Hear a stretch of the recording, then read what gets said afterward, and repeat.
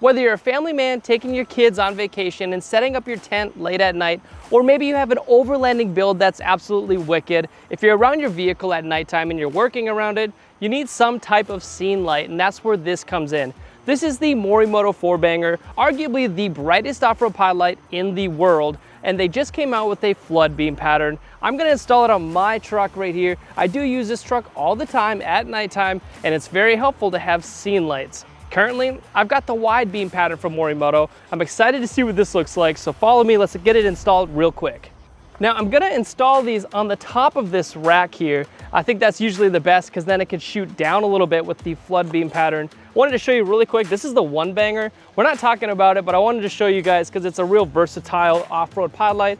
And this I've been shooting at the side. I've had this on here all year long. These do have a flood beam pattern and they're very useful when I'm backing the truck up to get the boat or when I'm doing construction. So here's where I originally got the 4Bangers mounted. It's on the top of this rack right behind this Vision X light bar. That's not what we're talking about, but check this out. You put it up to your high beam, get a friend in there, turn your high beams on, and it's stupid bright. You know we love lighting at Headlight Revolution. This is my truck, so I wanted to do everything possible. This is what it looks like as my current setup. The two wide beam patterns. Morimoto has two different power levels. The NCS, which is their entry level, it's cheaper, but it's not as bright. And then the HXB. This is the HXB Morimoto 4Banger with the wide beams. And then, like I said, we got two 1Bangers down here.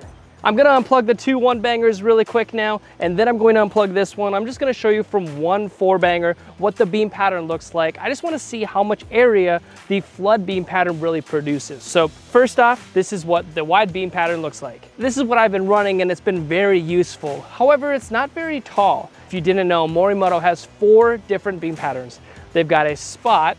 This is what the spot beam looks like if I remove the wide beam and put the 4Banger spot up here on the universal U bracket, but that's not a very good scene light at all. That would be more for the vehicle specific A-pillar kits that Morimoto also has. If you wanted to put these up by your windshield or those mirrors, that's probably a better application. The spot beam pattern, not very good for the scene lights.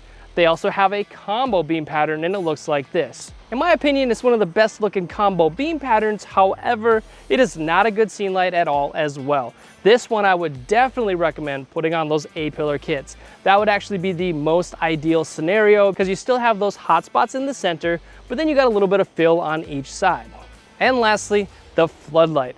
This is what the floodlight looks like. And as you can see, it's got much more height and much more width. Now remember when I said Morimoto had 2 different power levels? What you're looking at is actually the NCS, the entry level power level. Here's what the NCS looks like in yellow if you wanted your scene light, your campsite, or whatever to be a yellow color. If you want to spend a little bit more money and get something a little more powerful, this is what the Morimoto HXB flood beam pattern looks like. This is just out of one 4Banger. As you can see, you've got so much more scene lighting here. It's the height that you want, it's the width that you want, it's a soft light so it's not going to blind you as you're walking up to your vehicle. This is exactly what you want. And even with the HXB, this also has a yellow lens as well, and it looks just like this. The yellow tint is a little bit different than the NCS.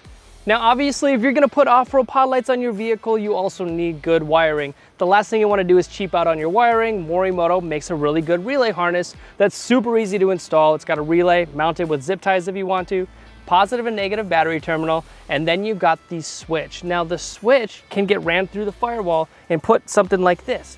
My Morimoto switch sits right here. I think it looks pretty good. It's not in the way, it's not intrusive by any means. I gotta say, I'm pretty appreciative of Morimoto actually listening to us at Headlight Revolution. They've made a flood beam pattern for the 4Banger. It has been a popular item that everybody's been demanding, and it's here, finally live on our website. But we also got interior illumination kits, rock lights, and so much more. Go to headlightrevolution.com to see everything that we've tested for your vehicle.